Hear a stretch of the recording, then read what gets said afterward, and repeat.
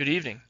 On behalf of Seminole County, I'd like to welcome you to the Existing Conditions public meeting for the State Road 434 Corridor Planning Study, which generally extends from the State Road 417 interchange in Winter Springs down to Mitchell Hammock Road in Oviedo. This is the first of two public meetings to be held for this corridor planning study. The second public meeting will be held in early 2019 to discuss the project alternatives for the corridor. This public meeting has been advertised consistent with federal and state requirements. Public participation is solicited without regard to race, color, national origin, age, sex, religion, disability, or family status. If you would like to contact the project team, you can reach Matt Hassan, the Seminole County Project Manager, or Ryan Cunningham, the Consultant Project Manager, at the addresses, phone numbers, or email addresses shown. During tonight's presentation, we will be discussing the corridor planning process, project background, existing project context, existing operations and safety, future considerations, and next steps for this project.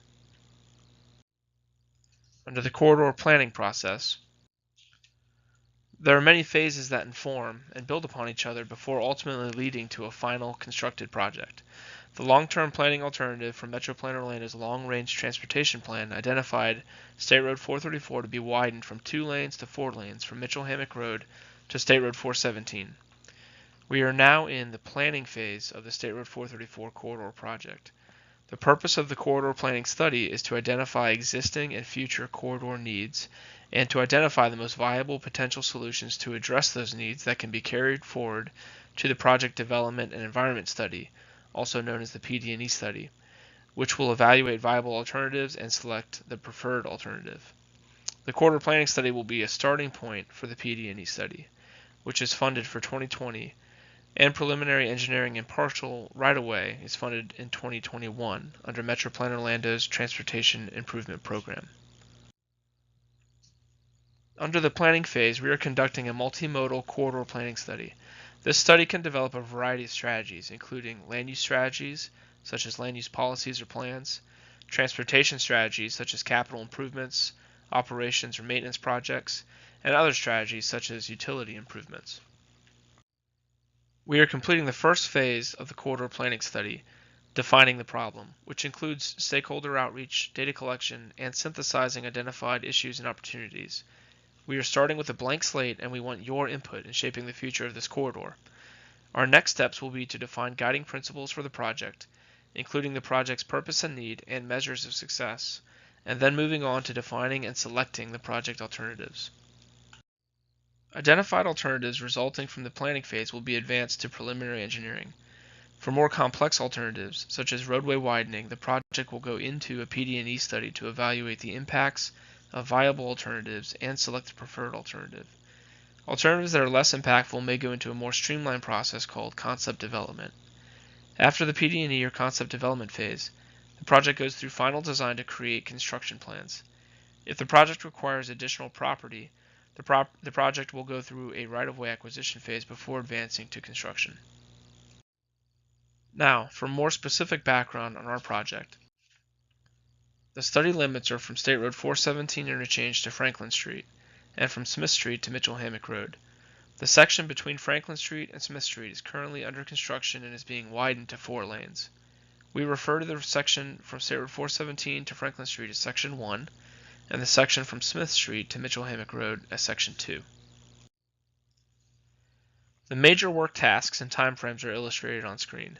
We have completed the existing conditions analysis and are now working on the future conditions analysis. Our team will be working on the alternatives development for the remainder of the year, and will be regularly checking in with our project visioning team throughout the process. We expect to have our second public meeting to discuss the alternatives development early next year. For the existing context, we reviewed several recent studies or projects related to the State Road 434 corridor.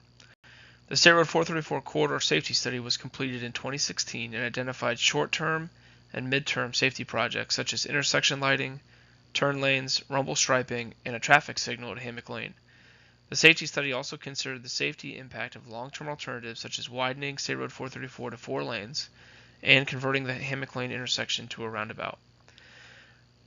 The State Road 434 at Hammock Lane signal warrant analysis and roundabout feasibility study was completed in 2016, and found the intersection warranted a traffic signal based upon existing traffic volumes using Federal Highway Administration signal warrants. The study also found a roundabout to be a feasible long-term alternative, providing comparable traffic operations and greater safety benefits than a traffic signal. The State Road 434 at Artesia Street signal warrant analysis was also completed in 2016 and found the intersection did not warrant a traffic signal based upon existing traffic volumes or crash history. The State Road 434, State Road 419 signal timing study was completed in 2017 and included corridor signal retiming from Sunshadow Drive to State Road 417. The retiming project was mostly west of the study corridor, but did include retiming of the two signals at the State Road 417 interchange. The State Road 426 County Road 419 widening project is ongoing with 3 phases. Phase 1 is underway and is widening the State Road 434, State Road 426 intersection to 4 lanes. Phase 2 will widen the State Road 426 from Pine Avenue, west of State Road 434, to Avenue B, east of State Road 434. It is currently under design with construction expected in 2021. Phase 3 will widen County Road 419 from Avenue B to just west of Lockwood Boulevard. Funding for construction is not yet identified for Phase 3. Posted speeds on the corridor range from 35 miles per hour north and south of downtown Oviedo to 45 miles per hour closer to the edges of the project limits. The section around the Hammock Lane curve is 40 miles per hour. FDOT's context classification system describes the general characteristics of the land use, development patterns, and roadway connectivity along a corridor, providing cues as to the type of land uses and user groups that will likely utilize the roadway.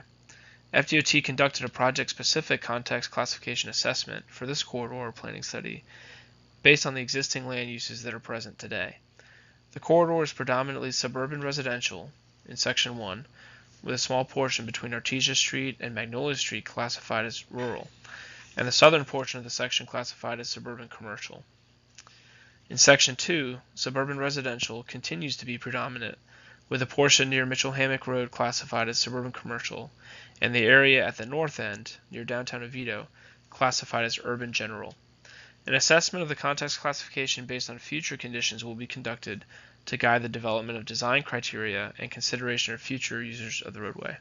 This graphic is available for closer viewing in the open house area. The corridor consists of 12 study intersections, which includes 6 signals and 6 unsignalized intersections. Left turn lanes are provided on State Road 434 at all the signalized intersections and half of the unsignalized intersections. The unsignalized intersections not having left turn lanes are Smith Street, Clark Street, and Hillcrest Street in Section 2. Sidewalks are present along most of the developed property along the corridor, but some gaps exist in Section 1. Approximately 30% of Section 1 has no sidewalk coverage, and another 25% has sidewalk coverage on only one side of the street. Bike lanes are also present throughout the corridor, providing an integral bicycle facility in the area and key connections to the Cross Seminole Trail. However, bike lanes are narrow in parts of the corridor and generally lack buffer from the travel lanes, creating an uncomfortable riding environment along parts of the corridor. An analysis of the existing environmental features along the corridor were assessed using FDOT's Efficient Transportation Decision-Making, or ETDM, database. A large wetland located north of State Road 434 near State Road 417 is part of the Lake Jessup water basin.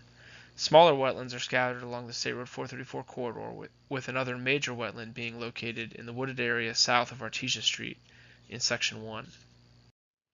Potential habitats for threatened and endangered animal species exist near the State Road 434 corridor. Habitat for the Florida scrub jay exists within the vicinity of the study corridor. The corridor is also within range of Florida black bear, and multiple sightings have occurred in the area over the past several years. Under existing operations and safety, a level of service evaluation was conducted to identify operational performance along the State Road 434 study corridor. Annual average daily traffic volumes range from 16,200 in Section 2 to 19,600 in Section 1 south of Hammock Lane to as high as 24,000 in Section 1 west of Hammock Lane. Section 2 is operating at level of service C at about 92% of its capacity. Section 1 is operating over its 2-lane capacity at level of service F. The project team conducted field reviews during the AM and PM peak hours while school is in session. During the AM peak period, vehicle platoons exceeding 20 vehicles long were observed approaching Mac Van Dash Drive in the eastbound and westbound directions. Heavy westbound queuing was observed at the Hammock Lane signal, extending as far back as Artesia Street. The Mitchell-Hammock Road intersection was also congested on multiple approaches. During the PM peak period, eastbound platooning was noted between State Road 417 and Hammock Lane, making it difficult for vehicles exiting the unsignalized side streets along that part of the corridor. The study team collected crash data from 2013 to 2017. There were 610 reported crashes over the 5-year period, including 1 fatal crash and 137 injury crashes. A notable drop in crashes occurred after 2014, which coincides with FDOT's resurfacing project in early 2015. More than half of the crashes were rear-end crashes, and about half the crashes in Section 1 occurred in non-daylight conditions, or dark conditions. The highest crash frequency intersections were Mitchell-Hammock Road and the State Road 417 interchange, which together accounted for 38% of total crashes. The highest crash frequency roadway segments were Mitchell-Hammock Road to Smith Street and Hammock Lane to Magnolia Street, which together accounted for 37% of total crashes.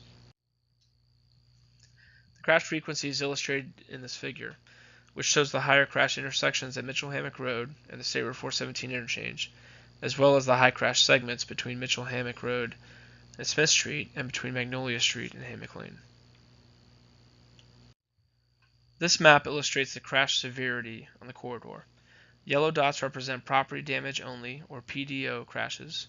Blue dots represent injury crashes, and the red dot represents the 1 fatal crash occurring near Mac Van Dash Drive.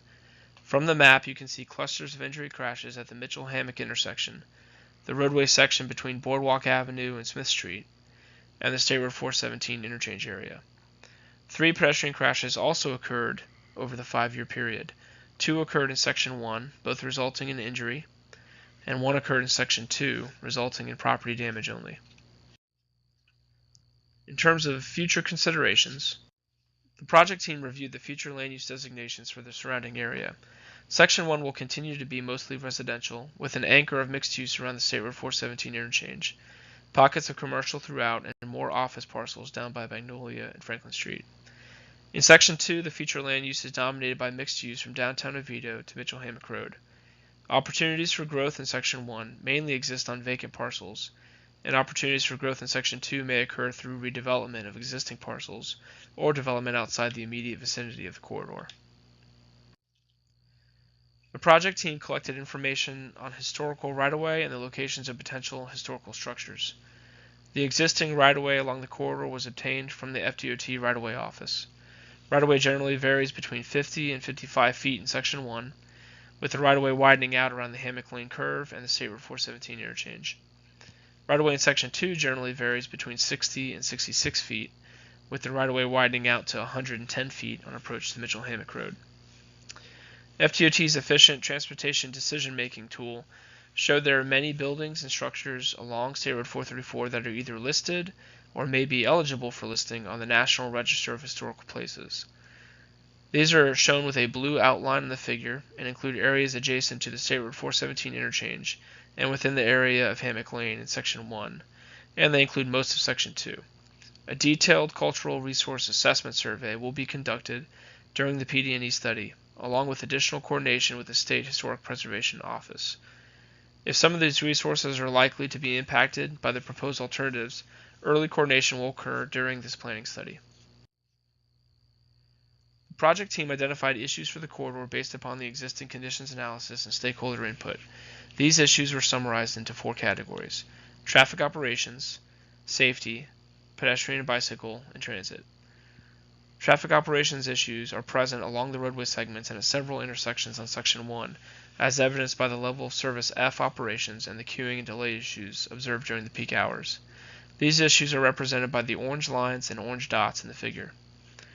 Safety issues were identified where intersections or roadway segments had crash rates exceeding the statewide average in the past 5 years. These issues are represented by the red lines or red dots in the figure. We also heard from stakeholders that safety can be compromised as residents exit some of the stop-controlled side streets during congested periods, and this situation can be exacerbated by school bus operations on the corridor. Pedestrian and bicycle issues were identified along the corridor. Specifically, sidewalk gaps exist throughout Section 1, with more than half of Section 1 having no sidewalk or sidewalk on only one side of the road.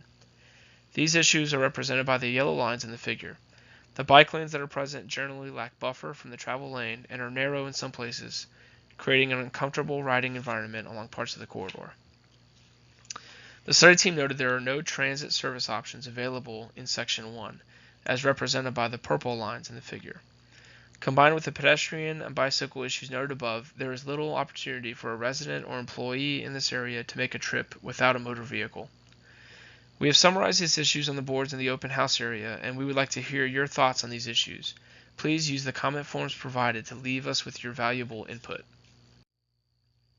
For our next steps, we are now working on the future conditions analysis, and will continue on to the alternatives development for the remainder of the year.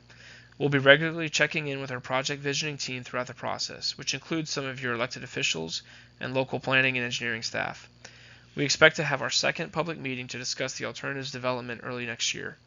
Notifications for that public meeting will go out in advance once we have a firm meeting date and time. Please use the comment forms provided to leave us with your valuable input. If you would like to contact the project team directly, you can reach Matt Hassan, the Seminole County Project Manager, or Ryan Cunningham, the Consultant Project Manager, at the addresses, phone numbers, or email addresses shown. Thank you again for your interest and involvement in the State Road 434 Corridor Planning Study.